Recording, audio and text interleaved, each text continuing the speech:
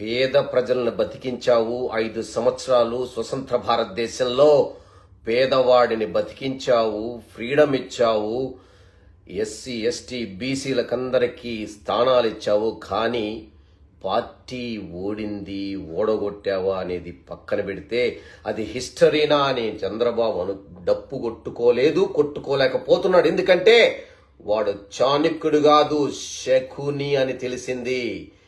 వాడు ధర్మరాజు కాదు, ధృతరాష్ట్రుడు అని తెలిసింది. వాడి యొక్క చాణక్యత ఈ ఈవీఎంలను మార్చేశాడని నేను రెండు రోజులు నా ఓన్ ఇన్వెస్టిగేషన్ చేసిన తర్వాతనే నేను ముందుకు వస్తున్నాను. వివరాలతో నేను ముందుకుంటాను. కానీ జగన్మోహన్ రెడ్డి, నువ్వు ఓడినా గెలిచినా ఎమ్మెల్యేలతోనే ఉండు. నీ పక్కన ఎవరిని పెట్టుకోవద్దు. నీ పక్కన ఎవరు అవసరం లేదు. మేమున్నాము. పార్టీని నమ్ముకున్నగా కార్యకర్తలు ఉన్నారు. మనోవేదనకు గురై ఎంతో మంది అవస్థలు బలపడుతున్నారు. కానీ నీకు 40% ఓట్లు వచ్చాయంటే ప్రజలు విశ్వాసంతో ఉన్నారు నీ మీద. ఎస్, ఆశకు లోపడ్డారా లేదా అంటే లేదనే అనిపిస్తుంది. ఎందుకంటే ఇది ఈవీఎంలలో జరిగిన అన్యాయం.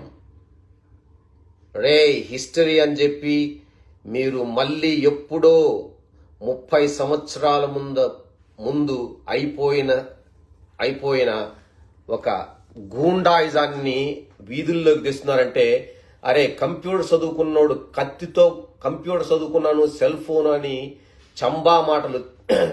చంబాగాడు ఇన్ని రోజులు చెప్పి కత్తులిచ్చి చేతికి పంపిస్తున్నాడంటే ఆడు చెప్పేదానికి చేసేదానికి సంబంధమే ఉండదు. ముందు ఉందిలే, ప్రజలకు కూడా తెలుస్తుంది ఏంటి అనేది. కానీ ప్రజల్లో తప్పు లేదని నాకు అనిపిస్తుంది. నేను 2 రోజులు మేధోమదనము ఎక్స్పర్ట్స్తో మాట్లాడాను, గ్రౌండ్ లెవెల్ రిపోర్ట్ తీసుకున్నాను. జగన్మోహన్ చెప్పింది కరెక్ట్. ఎవ్వరికి అనుమానం రాదు.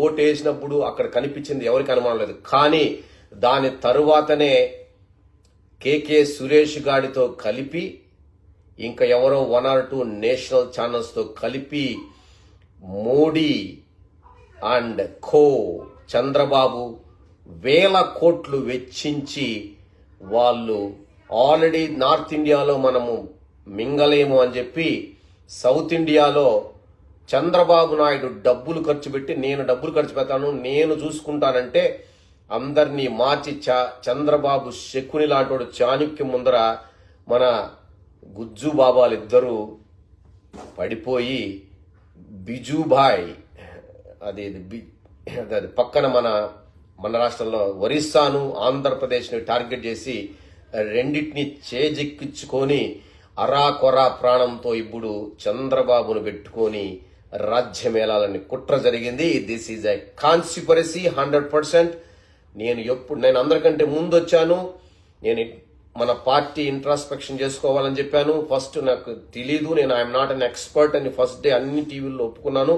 But this is my investigation and this is after investigation and introspection, this is a guarantee conspiracy against Jagannath Reddy.